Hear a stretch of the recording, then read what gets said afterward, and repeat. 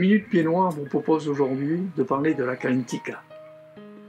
Je devais avoir une dizaine d'années lorsque je me souviens avoir goûté pour la première fois un morceau de Kalintika. C'était à Périgueux. J'avais un oncle qui n'avait pris une semaine pour les vacances d'été.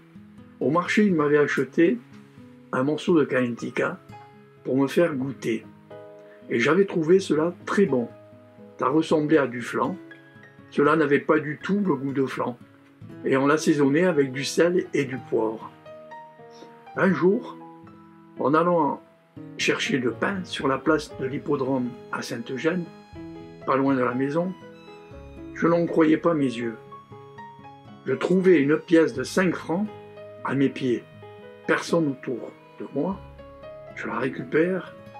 La première idée qui me vient pour la dépenser le plus rapidement possible, c'était d'attendre le passage du vendeur de Kalintika dans ma rue.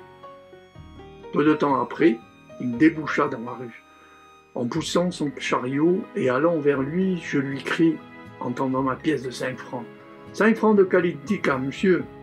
Il me regarda, ravi d'avoir un client gourmand de Kalintika.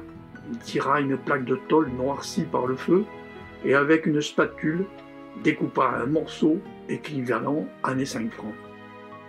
Il déposa le morceau tout chaud sur une feuille de papier journal, sûrement de l'éco-dorant de la veille, et me le tendit.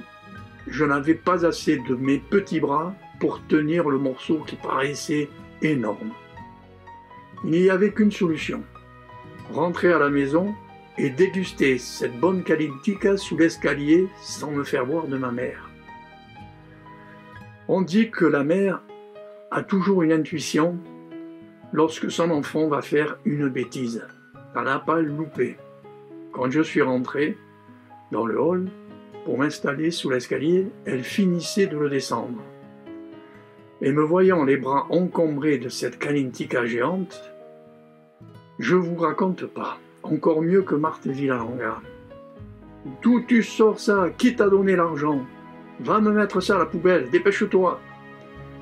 Tu verras ton père ce soir. » Le cœur déchiré, je mis ce morceau de Kalintika à la poubelle, à mon grand désespoir.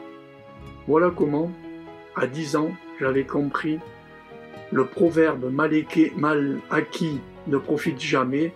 De nos jours, en achetant de la farine et en obtenant la recette sur les sites Pied Noir, on peut facilement en faire à la maison. Mais il faut avouer qu'aucune Kalintika faite sur le sol français nous fera vivre les moments, l'ambiance que nous vivions sur notre terre natale regrettée.